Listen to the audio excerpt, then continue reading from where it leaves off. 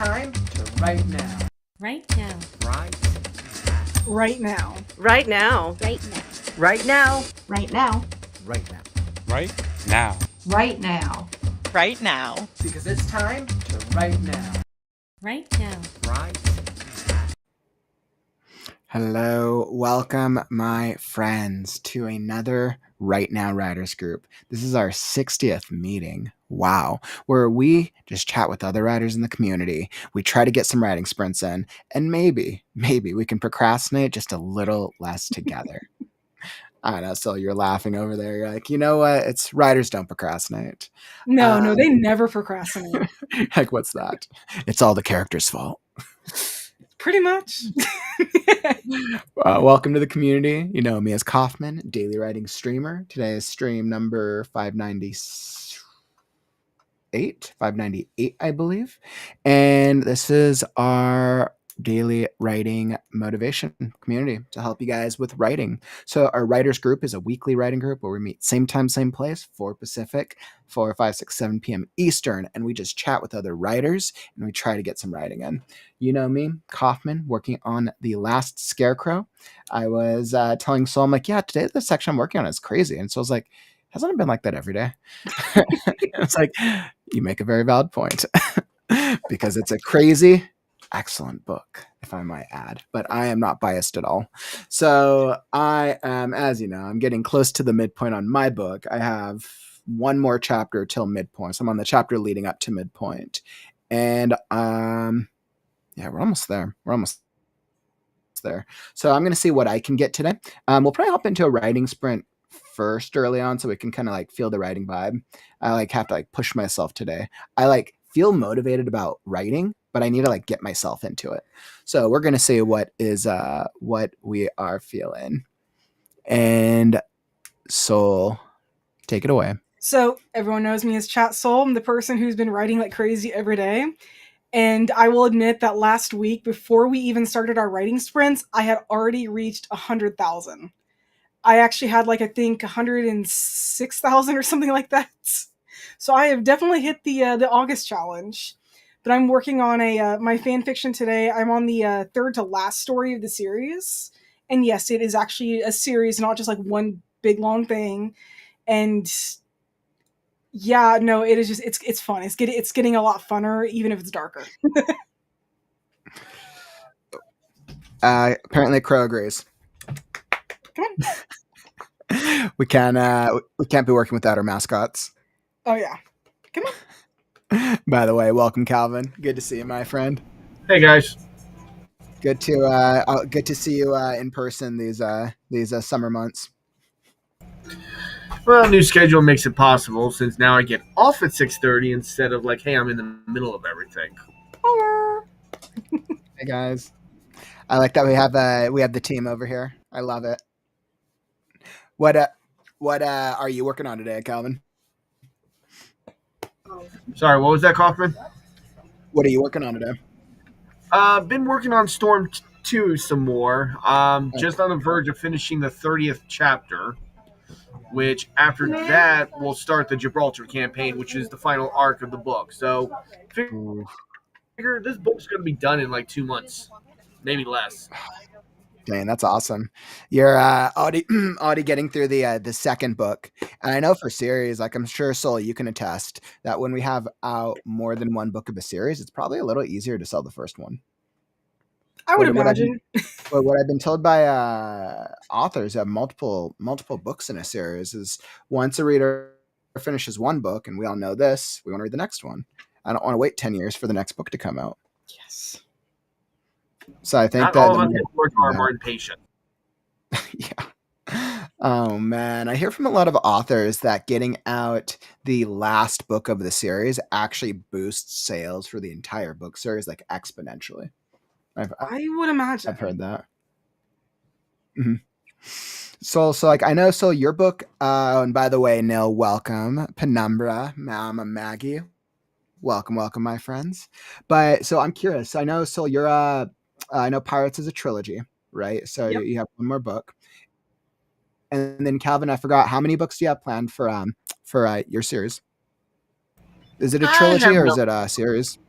It's a series, so I will eventually hit a point where I'll probably get sick of writing it, and then I'll be like, okay, I'm going to put a fork in this. Mm, totally understand that. You're like, well, we'll see where the story takes us. Do you know how you want the overarching story, or the overarching story of the entire Yeah, I thing to go? mean, yeah, I know the overall arcing. I know one of my characters is going to die. That's going to send Oslo on an arc of his own, and then he's got his own like little redemption arc from that stuff. Mm-hmm. Okay. Got an So, overall plan for the series. I just when it's always like, how many books is that? I don't freaking know. I will know I mean, when I write. I feel you on that one. I like completely understand because I don't know how many books Scarecrow will be either. When I think about it, like book one of Scarecrows basically is plotted out and done. Right, all I'm doing is just revising and really fixing a lot of the character development and making things clearer. Book two of Scarecrow will have a greater emphasis on one of the main characters. It will definitely have a greater emphasis on one of the main characters, but I can't really speak to it until the people have read the first book. Then I ask myself, how many books will it take to tell the overarching story of the last Scarecrow, which is really called a Dawn of Magic series. And I'm not sure if it will take 3 books or more. It might be doable in a trilogy, but it might take a couple more. And I think that's part of where I'm going along for the journey and just kind of seeing how it evolves book by book. So, like, I know like the A story for the series. Like, I know what the central conflict is. I know what the themes are. I know which are the main characters and their general plot lines. I think what I don't know is a lot of the B stories. I haven't really determined yet. So it's definitely it's interesting. So, did you have your third book mapped out before getting into book 2? For the most part, I mean, I had the ending, Mm-hmm. and I had an idea of what the middle was going to be like. I'd say I had probably about 20% of the book actually planned before I had the second book even started. And now that I'm actually trying to work on the third book, I have a little bit more, but yeah, no, there was a little more to it than before the second book started. Okay. Okay. Now, I always wonder if it's more just that the more we write with the characters in the story, the more we continue to flesh out the different elements, plot points, and all that. But then I Well, ask I myself, know for Raging Inferno, the part of the reason I had so much trouble with the second book compared to the third mm-hmm, is the second one. I didn't even know who the antagonist was before I started planning the third. mm-hmm, Because I didn't know if I wanted to introduce a new character or bring somebody back, make them an antagonist, or mm-hmm. what exactly I wanted to do. It wasn't until I realized I had a character I hadn't used yet that I could, that it's like, oh, maybe I could actually work with this. But that way I Interesting. still have, book 3, kind of semi planned out. So Mm-hmm. Yeah, I mean, I think that that's interesting because it's like we need to know the characters, we need to know the plot lines, obviously for the overall story, and we can explore. We can do obviously more exploration, more understanding of the world and the characters as the series evolves. But I think the trap writers end up probably drawing themselves into, especially with longer series, is once you publish book one is canon, right? So then in book 2, if you've made any mistakes or there aren't any plot holes or there are any plot holes that you haven't solved, you've kind of you put yourself in a position where it's like, okay, you either gloss over it, and that will probably be the one thing that readers will notice in the reviews, like how this doesn't make sense, or you run with it and then you figure out how to make that work, adapt, and evolve with your overarching plan for the later books. yeah, because I got to admit, there was a character I completely spaced on in the second book. She just completely disappeared, and I finished the book before I realized that. And I'm like, wait a minute. Like, Crap, I didn't bring her back. So I figured a way to tie into the third one so it makes sense. But at the same time, it's like, how in the world could I forget this? She wasn't even a minor character either. That is why I always have to use an organization system, which I always tell people to use a story Bible, because there's just so many things to remember in a series. It's like guys, I have a bad memory. I will not remember everything. That's why that's why I have to write everything down and like track notes and characters and descriptions and details and items and all the things, or else it would go right over here.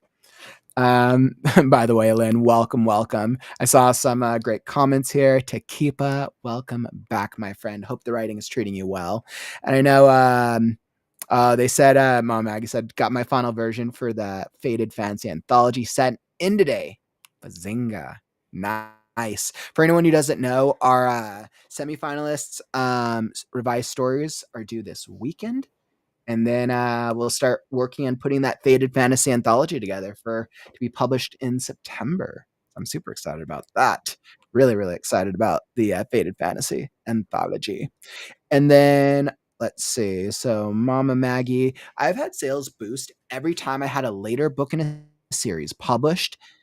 Okay, I've had sales boost every time I had a later book in a series published, and several times on launch day, I have seen purchases of all the earlier books, which I usually offer on sale. Which, yeah, I've seen that too. That seems like the strategy, right? Offer the earlier one on sale, or because then you want to buy, the most recent one. And like we all know, right? If we either like the author or the story intrigues us enough, we're buying the books for the series. It's like we're going to go through it. Let's see. And then Len, you're like the best advertising for the first book in a series is the existence of books 2, 3, and beyond. So absolutely agree. Book quartets and pentalogies are becoming more popular than double trilogies. Interesting.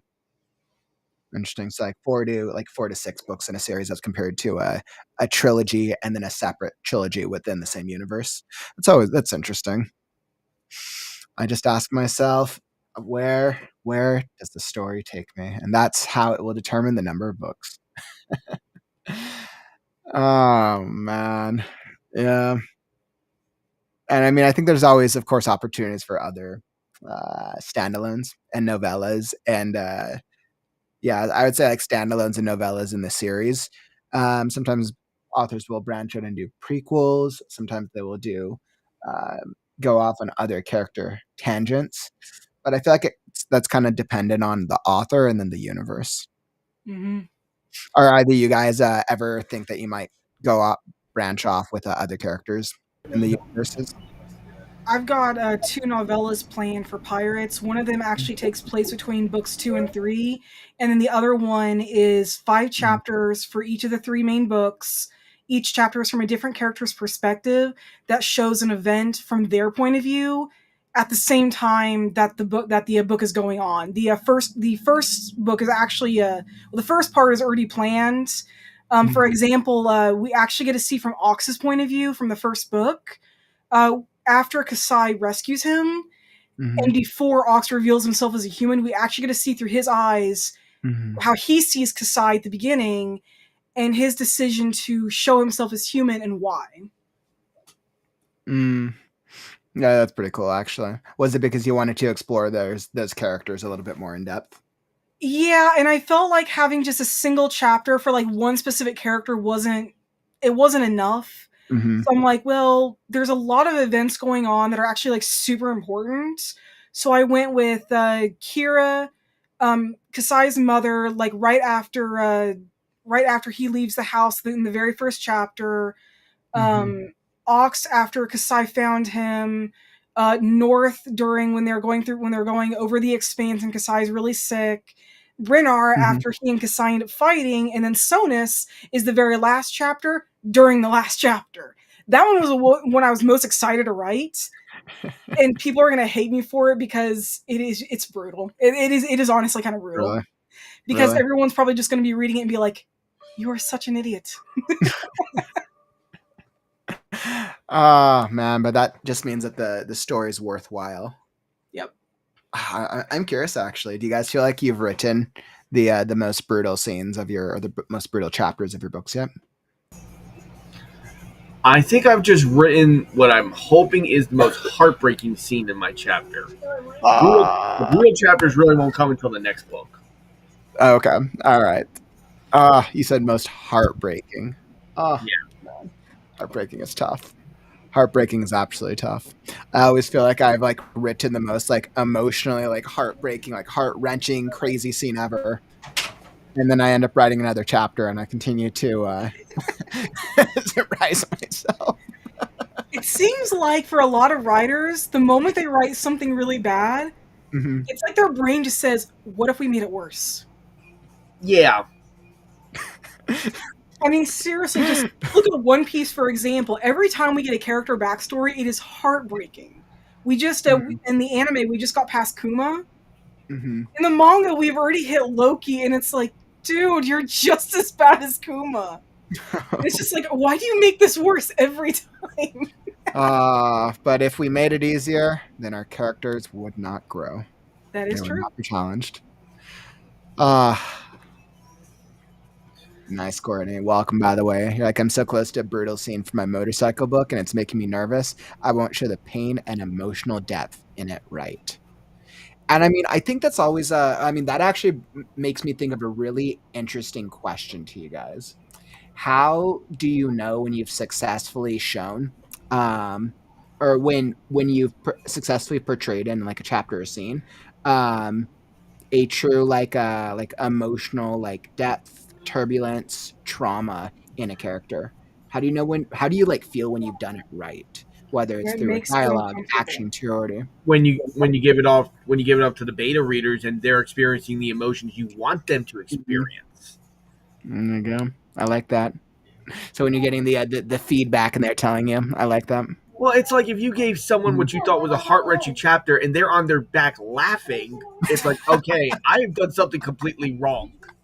Right, this is the most dramatic chapter after ever, and they're just laughing. That's funny. It's kind of like when you see those B horror movies that are so bad they're funny, and it's like, oh god, you gotta watch it. This is so hysterical. And it's like that's not what we were going for.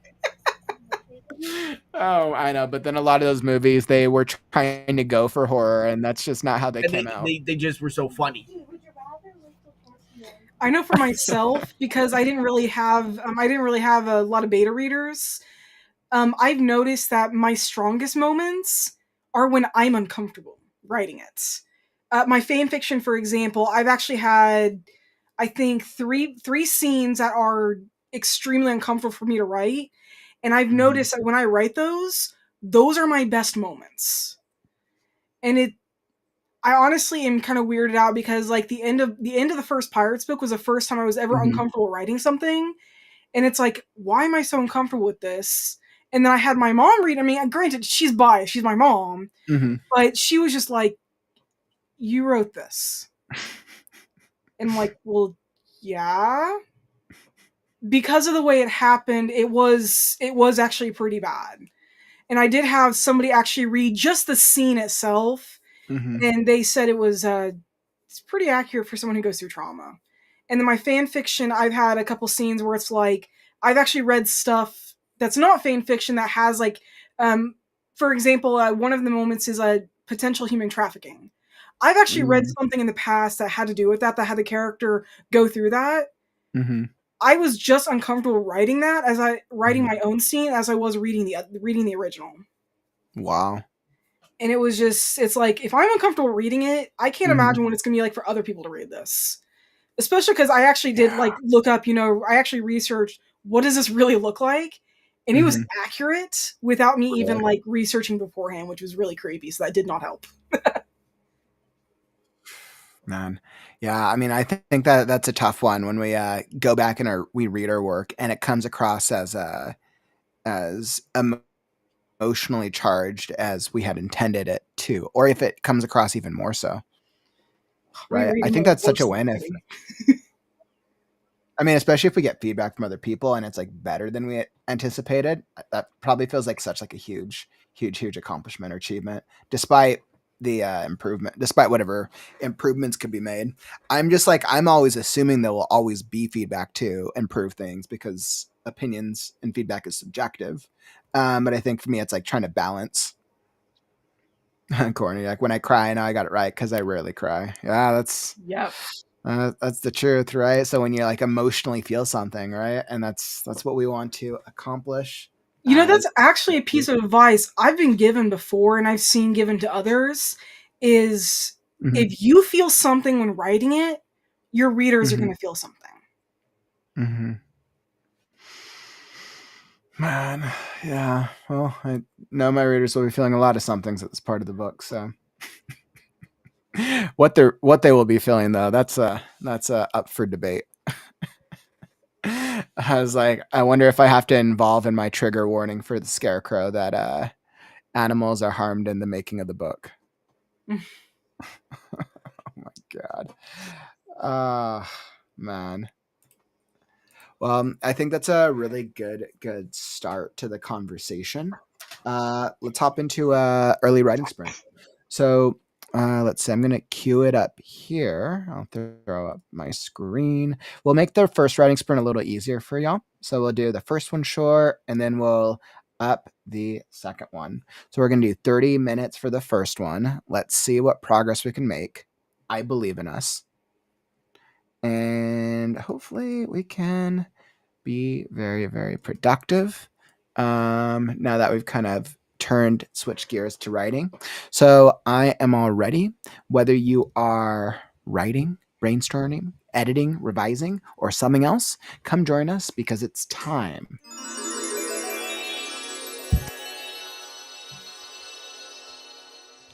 To write now.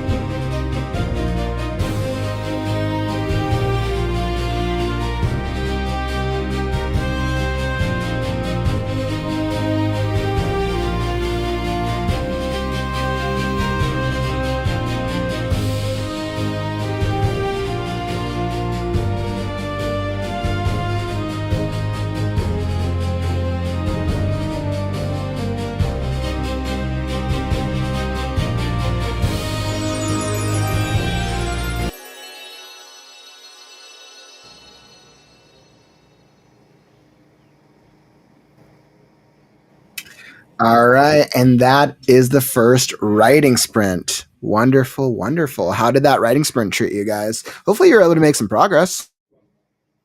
I almost done with the chapter. I was like, I might be able to finish it.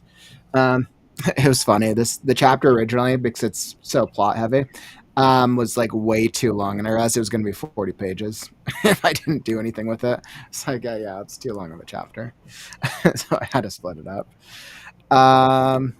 Yeah, so I definitely got some good progress on mine. If you're in the chat, how'd that treat you? What about you guys, Soul Cabin? Were you guys able to make any progress? I got a few hundred words into the next chapter, so it wasn't terrible. Nice. Okay, so pushed a little bit. I got some work done on a part I'm on. It's a little uncomfortable to write, but I think I've got the right details for it. But I think I got maybe like 700 words for it. But it was mostly actually just like adding details. Okay, some more like detail focus. It sounds like we all made a little bit of progress. I'm like, I just wanted to shorten this part of the chapter, but it's like all like plot points that I can't like skip. It's like all plot things. It's like purely plot focus that I have to get through. Do you guys have parts of your books like that, where it's like plot that you've like set up and you have to get through the plot? There's not even any real character development. Like I'm of course referencing character things, but it's like it's a bit more of a transitionary moment. Yeah. And by the way, I know Lynn was mentioning 1-star reviews. Jack, on the topic of 1-star reviews, they are inevitable. I have semi-decent reviews and I still have a few, but you got to make sure you uphold the promise of the promise of the premise to the audience. I could totally say that. Have either you guys gotten any solid reviews for your books before? Nope. Yeah. Right now on Amazon, I hold over 22, 23 reviews. I got a 4.8 rating. Nice. That is awesome. Nice. Good for you, man. And you literally just published the book too. It's been going really good. Mm-hmm. That's awesome. How have you been asking for reviews, or is it just? Well, yeah. I mean, I ask for reviews all the time because reviews are like anything. It's feedback. If we don't get feedback telling us how things are going, then we don't know if we're on the right track. That's awesome. I'm really happy for you because I mean, reviews is such like a credibility factor for buyers when they purchase on Amazon. Absolutely. Okay, but I will be honest. When I got that first 5-star review, I think I almost did a backflip. I can imagine. Oh man, that's so cool. That's so cool. Was there anything that stood out about the 5-star review? Was there like any moments that they loved about the book the most? A lot of people are saying they enjoyed it. They actually enjoy the fact that it branches off to two different people who are completely opposite of each other. You know, you ever seen stories where it's like you're multiple people, but they're so similar? It's like you could just make this one person and it wouldn't change anything. So I got that. A couple people said they would be very excited when more books came out. So, yeah, that makes sense. I forgot, how long was your book again, or how many pages did it come out to? When Jennifer and I did the final printing, did all the remaining editing, crap like that, it came out to 279 pages. Okay, 279. Okay, so that's not horrible. I mean, and especially for a sci-fi reader, that's not too long of a book to go through. No, this one is going to be about 279 as well, maybe almost 300. Wow. I've already exceeded the chapter count, and I've almost exceeded the word count in comparison to the last one. Tell me about it. I think Scarecrow is going to be at 700 pages at this point. Oh man, guys, maybe I'll just like finish all the drafts and I'll get the feedback and I'll just be like, you know what, screw it. It's just going to be like a 800-page book. There's one way to do it. Like this will be the epic you didn't know that you needed. Oh, yeah, that cracks me up. Corey worked on fixing those issues we found in chapter 10 whilst deciding how to move from chapter 13 to chapter 14. Also, one-star reviews are going to happen, of course. We should try to stop them from happening if we can.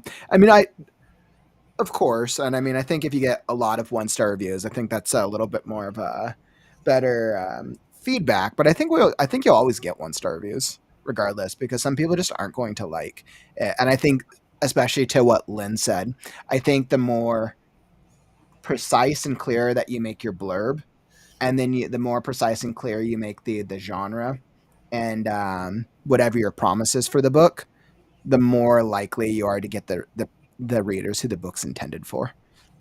Yeah. Yeah. Mm-hmm. I think that's another reason why catering to like book cover trends and blurb trends also helps as well, because it helps readers anticipate the style of things that they generally anticipate for their genre. So, yeah. But Calvin, I feel like with you, I'll probably be like happy when I get my first one-star review. I'm like, yes, all right, I made somebody feel something. They really hated it.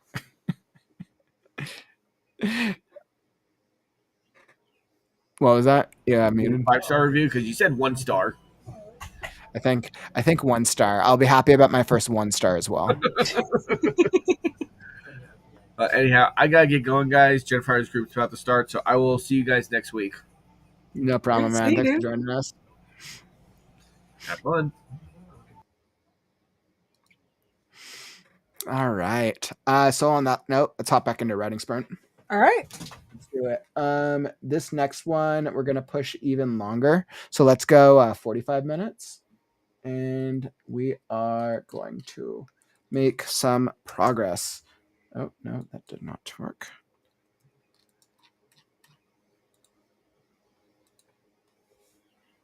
All right, guys. So like I said, we're focused on writing progress today. So we're going to do 45 minutes on the clock this time for writing sprint number 2. Let's try to push and see what we can get.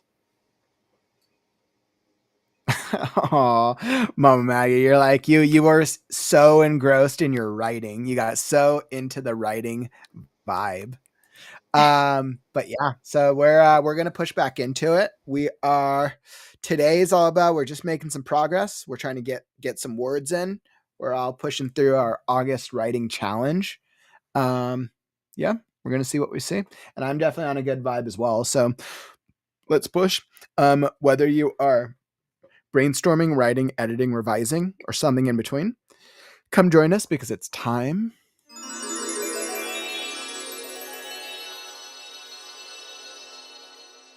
to write now.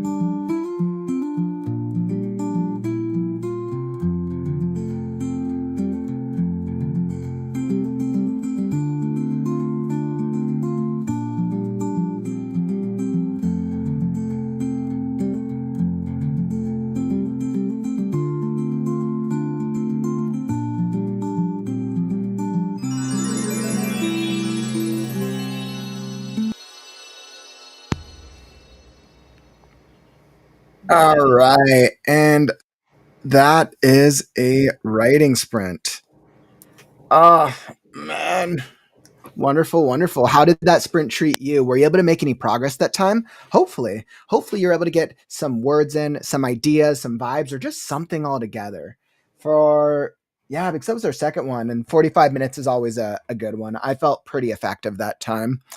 If you're in the chat, we'd love to hear. How many words did you get? Are you joining us for the August writing challenge, or are you just trying to get your own work in? Would love, love, love to hear. How'd that sprint treat you, so? Not bad. Started the seventh chapter of this story and just trying to kind of plan that one out. Nice. So it sounds like you're making more like a brainstorming progress today. Yeah, today's a little bit more brainstorming. I finished the last Mhm. chapter, but that really wasn't that difficult. I already had most of it done before the group. The next one though kind of is supposed to have like a memory moment, and so I'm trying to figure out what kind of memory fits in that. Mhm. I I feel like it's you're dealing with like plot lines then, right? It's like plot development. I'm trying to figure out what actually works. Yeah. Mhm. I had a slight breakthrough in terms of I figured out how to cut out a storyline, a very minor plot line, which was actually a huge win, and I didn't realize it till I was about to get into this next part of the chapter. And I think I figured out how to cut one of the minor plot lines, which it's not too. I had it. It was another character side plot that added to the drama and everything going on with the midpoint section. But I realized I think I could cut the chapter. I have to go back and tweak some sections in the previous chapters. But I think it'll allow me to get rid of a full like half a chapter, and cut down on the word. Try to make help in cutting down my word count. Maybe you can take that what you're cutting out and put it into like in the next book. Yeah, I mean, I asked myself what it was accomplishing, and I think I'm just going to tweak how the character. I'm going to tweak how the character is involved, and just have them be involved a little later in the book than I had anticipated. But I think it actually works out better. I didn't realize it till I was thinking it. I'm like, that's actually going to serve the plot better with what's to come. Um, and I like felt it in the moment. I was like, this is actually the right thing to do. And I can save some of that character development I'd been planning, like you said, for the second book. So I'm pretty happy about that. Pretty happy about that. And it sounds like y'all got some solid progress in the chat. Nice, Courtney, like 511 words. Let's see, we got a couple of things. Nice, creative. You're like 2 of 75 plot revealed words. Nice. Sounds like you're making some good progress as well. We're like all trying to push ahead here. Aw. And let's see. You're creative. You're like, Space Story is the tribute for Mom based on a prompt she had written. Oh, that's really sweet. Courtney, like 511 words for me. Huzzah. Nice. Stephanie, 4 chapters edited. You're making some good progress. You're always pretty fast with editing. That's awesome. Yeah, so I feel like we all made some substantial progress on that last sprint. I felt pretty good. And I was like, I can't believe that I just had that breakthrough moment. I'm gonna have to ask myself though how much I'll have to go back and tweak. But yes. So actually, I don't think I'll have to tweak too much, but I think it will help me on some of the word counts. I don't think I had I mean, I did, but I just there's so much going on. Oh my goodness, I have plots upon plots, and then I'm thinking of like book 2 and book 3, and I'm like, dang, the readers are going to be so marveled when they realize just how many things have been tied from the very beginning of book 1. Oh, that's gonna be awesome. I got foreshadowing upon foreshadowing for days. If there's one thing I love foreshadowing. So I know, creative. You're like, breakthroughs do feel so great. Um, I'm like almost too sad to get to this next to the midpoint chapter. It's like crazy bananas. It's so crazy. It's sad, crazy, good. All the feelings, all the feels. uh, all the feels. Nice, nice, Penumbra. You're like participating in a writer tweet chat about character conflicts and ate dinner. You know what? Character conflicts is the vibe, right, my friends? Yep. Oh man. 16 foreshadowing. Yeah, I got a lot of foreshadowing in my book. I'm like, I don't even know how many words I'm at. I'm at 162,000 words. Man, anymore, and I'm going to start pushing into the longer than epic category. Pretty sure Is there such a thing? it is. Epic category is considered past 150,000. Yeah, but it doesn't have a max though. I don't think so, because I think once you go past 150K, I think you go into that like that long novel format, and it just like if somebody's willing to read past any 150K, which I think that's 600 pages. I think it's 500 or 600 pages. How many pages is 150K words on average? Let's see, that is 600 pages. So, I mean, once you start going past a 600-page book, readers are generally probably going to be sticking along for the journey because you've set such long, intricate plot threads that, I mean, as long as like everything's like well connected and well written enough. So, Okay, my book was actually like 145 to 150. Like I think it was like 148. This was only wow, you're like right 550. 550. Yeah, so okay, so that's right below. Wow, wow, you hit that right under the 150K mark. Was that for book 1 or 2? That was That's book 1. two. Book 2 is surprisingly slimmer. Book 3 is probably going to be somewhere in the same range. Were you never worried about launching book 1 at that word count? I didn't even think about it. I was just happy that I finally had it done after working on it for so long. That totally makes sense. You're like, Plus, I 20 mean, years that book in was the making. entirely, I wrote it because I wanted to write it, not because I was Mhm. making money. I mean, don't get me wrong, if people are going to read it, that's going to be awesome. But I was just more concerned with actually just getting it written. The second and third book are a little different. I am a little more concerned with, are people actually going to read this? But Mhm. it's not enough of a concern to be like, well, if I hit 150, I'm going to have to like cut things out. I'm just going to be Mhm. like, is there anything that I absolutely need to cut out versus is there something that like, if I cut it out, is it going to affect the main story? Yeah, that totally Because makes that was sense. my issue with book 1 is just there were things I literally could not take out because it just Really? taking it out would have changed a lot. Mhm. The biggest plot line, the biggest plot thing for the second book, I know for a fact if I had actually gone through like a traditional publisher, they Mhm. might have had me cut that out. But it's like, Of which they cut out which part? One of like the minor plot lines? no, it was actually had to do something really major.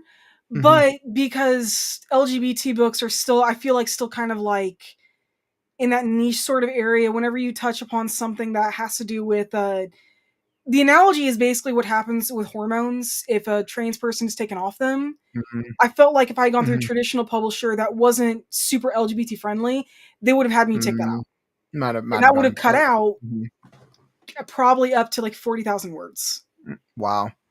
Yes, it wasn't a And minor I thing. think I think the upside, right, of self-publishing is that we have more creative. We retain creative control, Yep. right? And that's the That's the upside. only of reason I want to self-publishing with this is just I don't want to take this series to a publisher and then be Mhm. like, no, you need to cut this out. And I'm sitting there like, it's part of the main story. What do you mean I have to cut it out?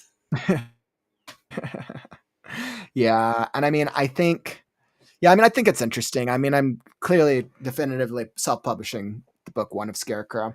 I haven't decided if I'm going to self-publish the whole series or maybe I will. Maybe I'll self-publish all the books. Maybe I'll query. I'll probably query and I'll probably do an agent thing in the future just to show people what it looks like. Yeah, that probably wouldn't be a bad idea. It was like, would I want to be represented though? I'm not actually sure. I kind of like the journey of doing everything myself. I don't know, maybe an indie. Maybe an indie. Indie would probably be a better goal. Yeah. Wow. Penumbra, you're like, the original 5 Relic of Time War books were 250,000 words each. So I split the whole series into 12 books and filled in some of the B plots to round out the world. I mean, that's not a bad idea, right? So I think breaking 250K, I think that is a large ask for somebody. So I think breaking that into more digestible probably was more effective, I imagine. Crow always wants the spotlight. Isn't that right, Mr. Crow? Aren't you just a baby? Man.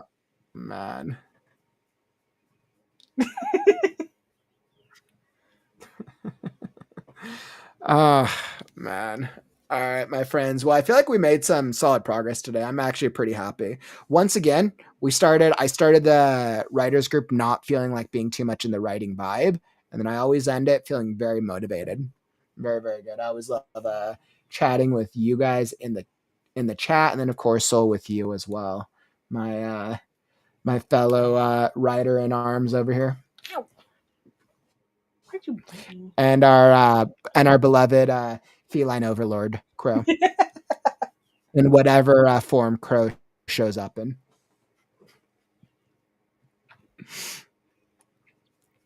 Man. But everyone, thank you so much for joining us today. It's been a great, great session. Like I said, 60th session. We'll see if we can hit 100. We're slowly getting there.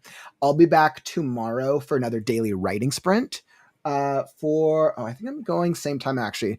4 Pacific, 5, 6, 7 p.m. Eastern. So that's when the writing sprint will be tomorrow. And then Friday will be a normal writing sprint. Friday marks the 600th consecutive stream that I've done in terms of writing sprints. Can't believe that I've made 600. So I'll feel like seeing I'll see if I feel like doing anything. We'll see how I feel on Friday.